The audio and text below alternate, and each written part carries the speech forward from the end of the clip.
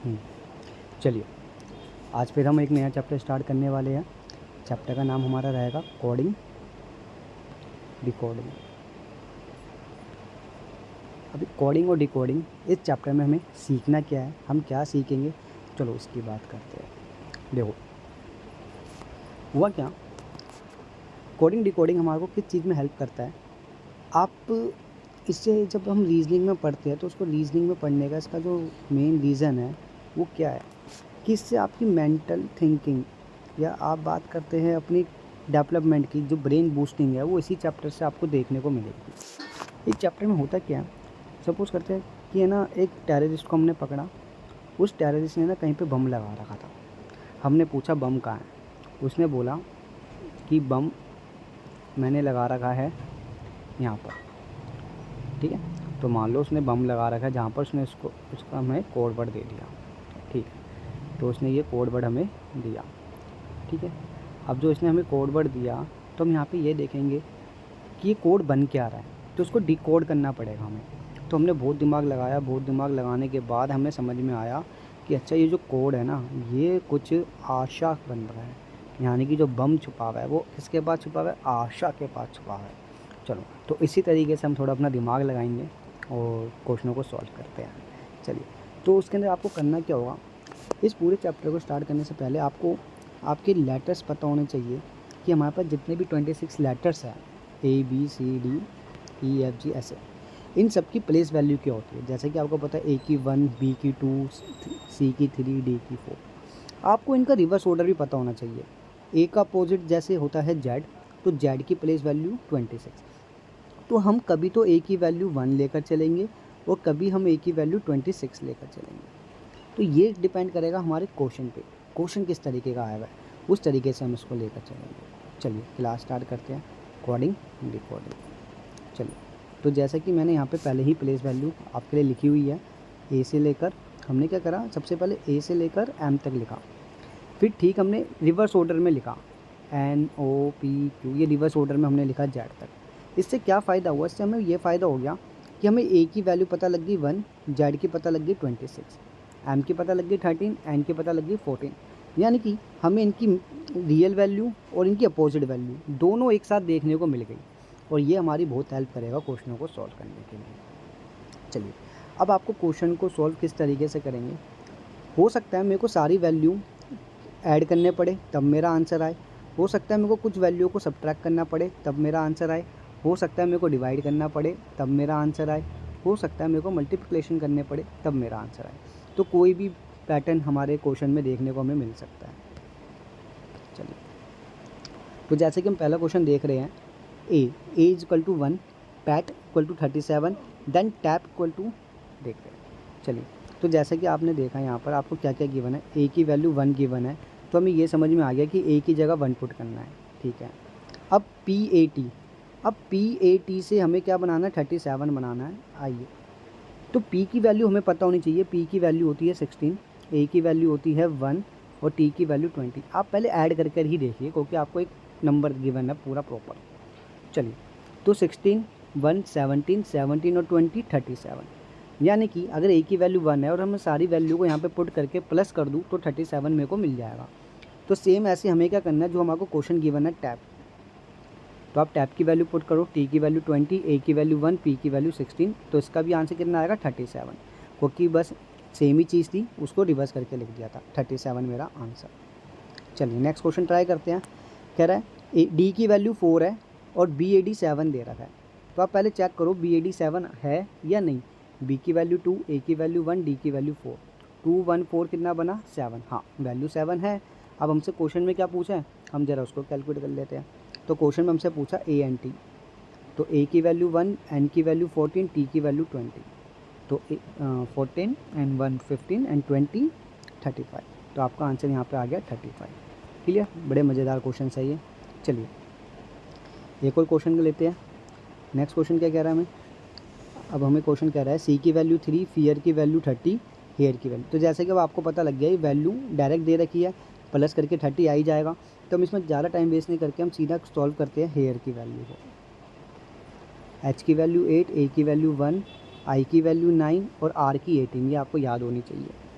तो 9 and 9 18, 18 and 18 36, तो 36 मेरा आंसर। चलिए बाकी आप इस तरीके के क्वेश्चन की प्रैक्टिस करते रहिए, मैं आगे चलता हूँ।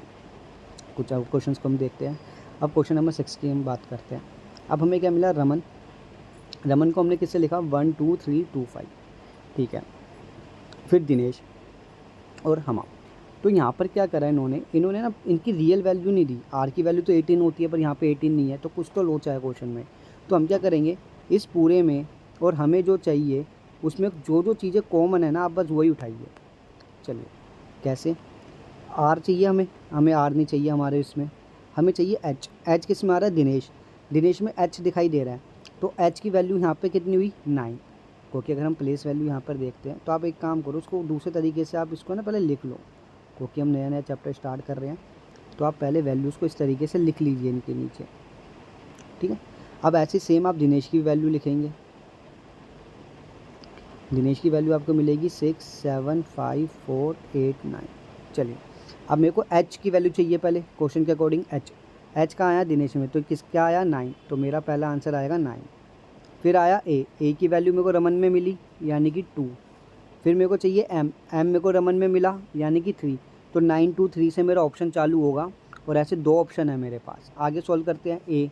ए की वैल्यू 2, 9 3 2, तो हमें ऑप्शन नंबर सेकंड मिल गया 9 2 3 2। तो इस तरीके से हम क्वेश्चनों को क्या कर सकते हैं, ईजिली सॉल्व कर सकते हैं। चलिए अब हम चलते हैं इसके नेक्स्ट पैटर्न पे। तो पहले वाले पैटर्न में सिंपली आपको इसी तरीके से सॉल्व करना है, वैल्यूज़ को लेकर चलना है। इसका एक क्वेश्चन हम और देख लेते हैं। आइए, ये क्वेश्चन नंबर 9, इसको ज़रा समझते हैं। अब यहाँ पे एक नया पैटर्न आपको देखने को मिलेगा कि कोडिंग डिकोडिंग क्या करता है, किसी भी तरीके से आपको बस सॉल्व करना है उसे, सारा दिमाग आपको लगाना पड़ेगा, plus minus multiply reverse divide हर एक चीज़ तरीके से। चलो रेड का कोड हमें दे दिया, अब तक जो वैल्यू देता था वो 2 डिजिट में देता था, यहाँ पे तो 4 डिजिट की है। चलो तो मेरे को पता है रेड में आर की वैल्यू कितनी होती है, 18। तो मैं लिख लेता हूँ आर की वैल्यू 18, ई की वैल्यू होती है 5, डी की वैल्यू होती है 4। अब कहीं से ये बनाना है। अब यहाँ पे है ना, मेरे को एक जो सही नंबर दिखाई दे रहा है वो 20 दिखाई दे रहा है। अगर मेरे को 20 दिखाई दे रहा है तो 18 और 20 को मैं ईजिली बना सकता हूँ, यानी 18 में अगर मैं 2 ऐड करूँ तो 20 आ जाएगा। सेम ऐसे मैं 5 में 2 ऐड करूँ तो 7 मेरे को दिखाई दे रहा है 7, और 4 में 2 ऐड करूँ तो 6 दिखाई दे रहा है मुझे। 4 में मैंने 2 ऐड करा 6।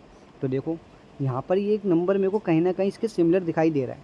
अब इन्होंने क्या करा, वैल्यू लिखने के बाद इसको रिवर्स ऑर्डर में कर दिया, यानी कि 6 को पहले लिख दिया, 7 को बीच में रहने दिया और 20 आखिर में।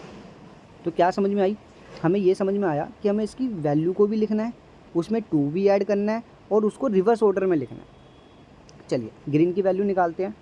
तो ग्रीन के लिए जी होता है 7, आर होता है 18, ई होता है 5, ई होता है 5, एन होता है 14। अब रिवर्स ऑर्डर में लिख दो, पर 2 ऐड करके लिखो। 14 में 2 ऐड करा यानी कि 16, 5 में 2 ऐड करा 7, 5 में 2 ऐड करा 7, 18 में 2 ऐड करा 20, 7 में 2 ऐड करा 9। तो 16 7 7 29 मेरा आंसर, 16 7 7 ये वाला ऑप्शन मेरा डन। इस तरीके से आप क्वेश्चनों को सॉल्व करेंगे। चलिए अब हम इसका एक दूसरा टाइप देखते हैं, टाइप 2।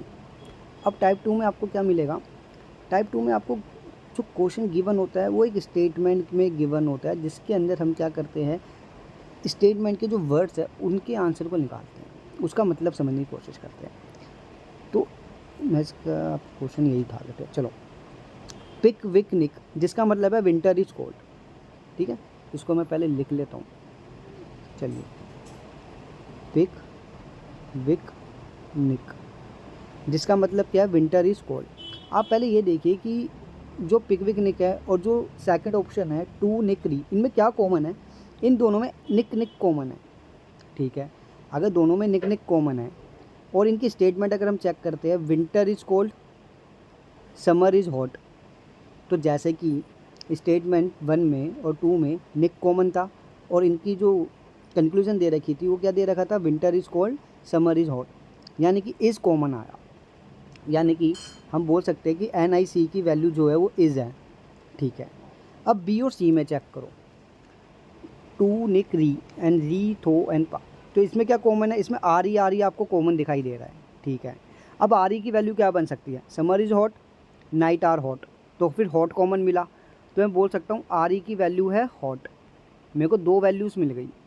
अब मैं देखता हूँ, मेरे से पूछा समर, समर कौन से में आ रहा है, बी में, समर की वैल्यू नहीं पता, पर एज और हॉट की वैल्यू तो पता है। इसका मतलब क्या है, निक, तो निक मेरा आंसर नहीं है। हॉट की वैल्यू क्या है, आर ई, वो मेरा आंसर नहीं है। बचा क्या, टी ओ, तो समर की वैल्यू आ गई 2, यानी कि टी ओ। ईजी था, ठीक है। इस तरीके से आप इस सेकंड टाइप को भी ट्राई करना। चलिए टाइप थर्ड पर आते हैं। अब टाइप थर्ड में आपको क्या दे रखा है, ऊपर आप देखेंगे तो आपको स्मॉल लेटर्स दे रखे हैं और नीचे आप देखेंगे कैपिटल लेटर्स है। चलिए हमसे पूछा है मैप्स लो, चलो तो एम कैपिटल है ना, कैपिटल लेटर को देखो, एम यहाँ पे स्मॉल भी है और यहाँ पे कैपिटल भी, आपको कैपिटल देखना है। तो कैपिटल वाले की वैल्यू क्या है, आई, हाँ एल है ये, तो एल लिख लिया हमने, ठीक है। फिर ए भी कैपिटल है, कैपिटल के ऊपर क्या है, यू है, ए के ऊपर यू, एल यू से चालू होगा। फिर पी की वैल्यू क्या है, small M, L U M, ठीक है। एस की वैल्यू क्या है, कैपिटल एस के ऊपर क्या है, ए, तो ये ए आ गया। फिर आर के ऊपर क्या है हमारे पास, छोटा एस, और ओ के ऊपर क्या है, डी, तो ये मेरा ऑप्शन बनेगा L U M A S D, L U M A S D, option number third, ठीक है। सारे क्वेश्चन सेम है, आप इस तरीके से कर सकते हैं इन्हें भी। चलिए टाइप 4 पर चलते हैं। टाइप 4 क्या कह रहा है हमें, अब आपको यहाँ पे सिंबल्स और यहाँ पे इनके नंबर की गिवन है, हमें नंबर्स गिवन है। अब आपको कुछ साइन गिवन है, अब इस वाले साइन को यहाँ पे चेक करो, यहाँ पर ये साइन आपको मिला, ये इसकी वैल्यू क्या है 5, ठीक है, यानी कि 5। फिर मिला आपको ये स्क्वायर या रेक्टेंगल जो आपको दिख रहा हो, तो इसकी वैल्यू क्या है 9, तो 5 और 9, ठीक है। फिर क्या मल्टीप्लाई, मल्टीप्लाई की वैल्यू क्या दे दी, 2 दे दी, अगर मैं मल्टीप्लाई के ऊपर जाऊँ तो 2 मिल रहा है। तो इस तरीके से आप क्या कर सकते हैं, अपनी सारी वैल्यूज़ को कैलकुलेट कर सकते हैं। तो 592, 592 मेरे को एक ही ऑप्शन मिल रहा है, ऑप्शन 4, तो ऑप्शन 4 मेरा क्या हो गया यहाँ पर आंसर। चलिए अब हम बात करते हैं टाइप 5 की। अब टाइप 5 आपको किस तरीके का पैटर्न मिलेगा, यहाँ पे वैल्यू दे दी